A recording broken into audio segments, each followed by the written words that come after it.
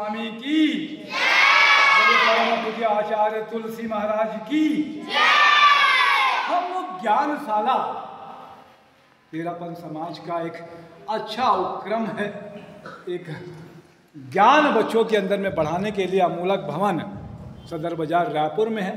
प्रशिक्षिका, मुख्य प्रशिक्षिका आदरणीय श्री सौम्या जी ढूंढकर जी हमारा संयोजिका हमारे साथ में है।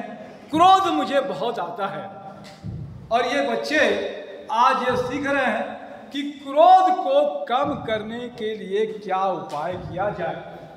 तो आपसे और इन सब गुरुवरिया हमारे साथ में और भी हैं, तो सभी को नमन करते हुए शुरू करते हैं कि कैसे इसको क्या विधि होती है, क्या विधि बताना चाहेंगे आप? जी जी। सभी बच्चे सीधे बैठेंगे, रीढ़ की हड्डी सीधी, आंखें कोमलता से बंद, लंबी गहरी श्वास लें। श्वास लेते समय पेट फूलना चाहिए, श्वास छोड़ते समय पेट सिकुड़ना चाहिए। लंबी श्वास लें, श्वास छोड़ें, लंबी गहरी श्वास लें। छोड़ते समय भंवरे का गुंजन करेंगे।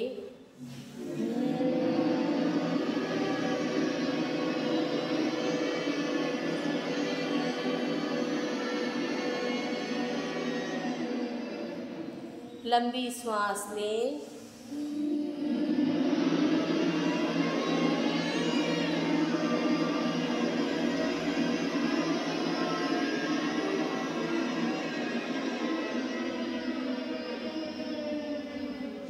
महाप्राण ध्वनि हमारे कषायों को शांत करती है, स्मृति का विकास करती है, हमारे कंठ को मधुर करती है। आज के युग में हर बच्चे को, हर बड़े को क्रोध की तीव्रता बढ़ती जा रही है। इस हेतु हम महाप्राण ध्वनि का प्रयोग करते हैं। जब श्वासों का सुरताल एक साथ सधता है, जब श्वास पर संयम आता है, तब निश्चित ही क्रोध की जो गति होती है वो मंद पड़ जाती है, धीमी पड़ जाती है। हम सब चिंतन करें कि मेरा क्रोध शांत हो रहा है। माथे के मध्य में, फोरहेड के बीच में, दर्शन केंद्र पर हम सभी चंद्रमा के भांति श्वेत रंग का ध्यान करेंगे, अनुभव करेंगे, चिंतन करेंगे। मेरा क्रोध शांत हो रहा है, मेरा क्रोध शांत हो रहा है।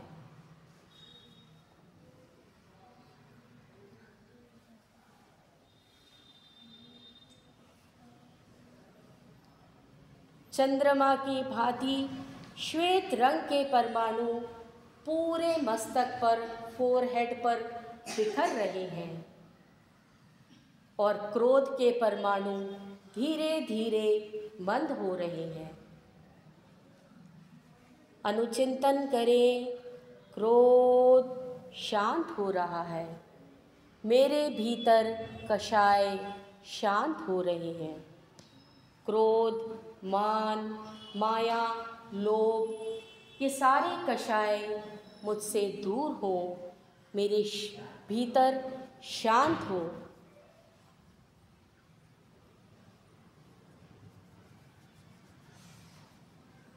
ओम अरहं, ओम ओम। तो इसी तरीके से और भी सीखना है आप।